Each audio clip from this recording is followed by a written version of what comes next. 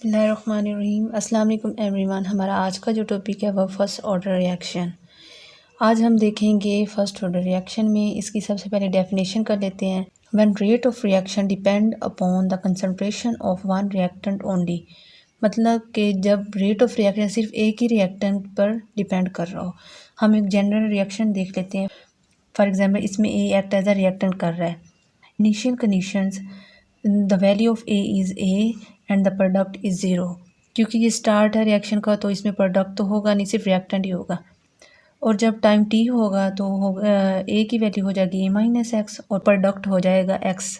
हम देखते हैं the rate of reaction is directly proportion to a minus x, मतलब रिएक्टेंट्स के रेट ऑफ रिएक्शन होता है d x over d t. हम इस साइन को एक्स के इक्वल कर देते हैं क्योंकि ये होता है स्पेसिफिक रेट कांस्टेंट, और ए माइनस एक्स वैसे ही आ गया। हम इनको ना रीअरेंज कर लेते हैं, जो एक्स वाली वैल्यू है वो उनको सेपरेट कर लेते हैं और जो टी है वो इधर लेके आ गए हैं। D x over a minus x हो जाएगा इज इक्वल टू के डी टी हो जाएगा। Taking integral on both sides, मतलब हम दोनों साइड्स पे इंटीग्रल ले लेते हैं। इंटीग्रेट कर लेंगे तो के का इंटीग्रल नहीं लेंगे क्योंकि ये कांस्टेंट है। हम जानते हैं कि जब हमने d x over a minus x का इंटीग्रल लिया तो हमारे पास जो आंसर था वो आया minus L n into a minus x is equal to के टी। जब हमने डी टी का इंटीग्रल लिया तो टी आ गया आंसर, और हमारे पास इंटीग्रल लेने के बाद कांस्टेंट आया। अब कांस्टेंट की वैल्यू फाइंड आउट करते हैं। जब कांस्टेंट की वैल्यू फाइंड आउट करनी होती है तो टाइम भी ज़ीरो रखा जाता है और जो एक्स है उसको भी ज़ीरो रखा जाता है। हम इन दोनों वैल्यूज़ को इक्वेशन 1 में पुट करते हैं तो हमारे पास आ जाएगा एक्स। हम एक्स की जगह यहाँ ज़ीरो पुट कर देते हैं और टाइम की जगह भी ज़ीरो पुट कर देते हैं प्लस सी।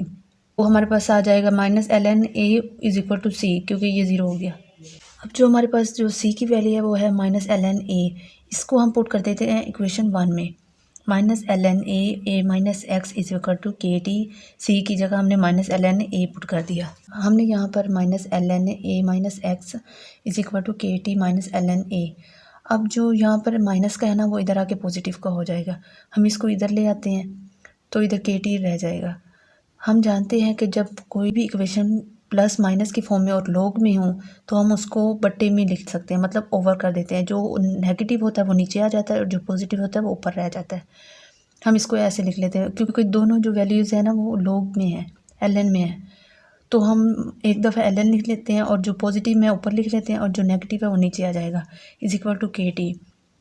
अब हम इसको फाइनल इक्वेशन की सूरत में लिख लेते हैं कि इधर ही रह जाएगा 1 ओवर टी हो जाएगा क्योंकि इधर डिवाइड मल्टीप्लाई होगा, इधर आके डिवाइड हो जाएगा और ये ऐसे ही रह जाएगा a over a minus x. हम जानते हैं कि 1 l n is equal to 2.303 log. इसको हम इसमें पुट कर देते हैं k is equal to 2.303 t over t log a over a minus x. This is the final equation of first order reaction. अब हम characteristics of first order reaction देख लेते हैं। सबसे पहली जो करेक्टरिस्टिक्स है वो है यूनिट ऑफ के, द रेट ऑफ कांस्टेंट। इसका जो यूनिट है वो मोल पर डेसीमीटर क्यूब पर सेकंड ओवर मोल पर डेसीमीटर क्यूब। इन दोनों को जब कैंसिल किया जाएगा तो पर सेकंड रह जाएगा। इसका जो के का यूनिट है वो पर सेकंड है। इसका जो सेकंड है कैरेक्टरिस्टिक्स वो है हाफ़ लाइफ। हाफ़ लाइफ मतलब हम टाइम को ले लेंगे और उसको हाफ़ कर देंगे इज़ इक्वल टू 2.303 ओवर के log A over a minus x की जगह हमने ए बाई 2 पुट कर दिया है। अब हम देखेंगे जो हाफ़ लाइफ है वो 2.303 ओवर के लॉग। जब हमने ए माइनस ए ओवर 2 किया तो हमारे पास जो आंसर था वो पॉजिटिव ए ओवर 2 आ गया।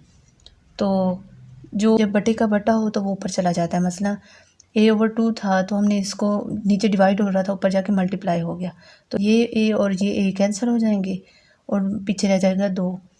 ये जब कैंसिल हो जाएंगे तो 2.303 ओवर के लॉग 2 को जब हमने सॉल्व किया तो हमारे पास जो फाइनल रिज़ल्ट था वो था 0.693 ओवर के। ये है half life of first order reaction. First order reaction की जो थर्ड कैरेक्टरिस्टिक है वो है ग्राफ। हम ग्राफ बना लेते हैं। पहले हम इस इक्वेशन को जो हमने फाइनल इक्वेशन निकाली थी उसको रीअरेंज कर लेते हैं। log a minus x is equal to log a minus k over 2.303 into equation के हम दो ग्राफ बना लेते हैं। पहले हम इस ग्राफ को देख लेते हैं। ग्राफ नंबर 1 टाइम ले लेते हैं हम एक्स एक्सिस पर, और जो log a माइनस एक्स है वो ले लेते हैं वाई एक्सिस पर। पीछे रह जाएगा slope is equal to minus k over 2.303।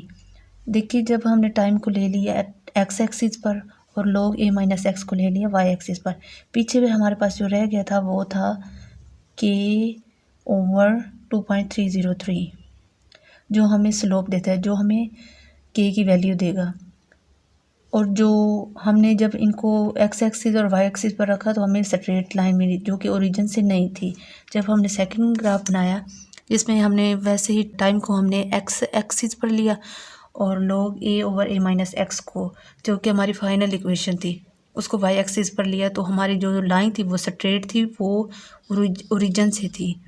आज हमने देखा फर्स्ट ऑर्डर रिएक्शन के बारे में। हमने पहले उसकी डेफिनेशंस की, फिर हमने उसके बारे में थोड़ा मैथमेटिकली देखा, बाद में हमने उसकी कैरेक्टरिस्टिक्स देखी। हमने उसकी 3 कैरेक्टरिस्टिक देखी। नेक्स्ट लेक्चर हमारा होगा इंशाल्लाह सेकंड ऑर्डर रिएक्शन। तब तक के लिए अपना ख्याल रखें। अल्लाह हाफिज़।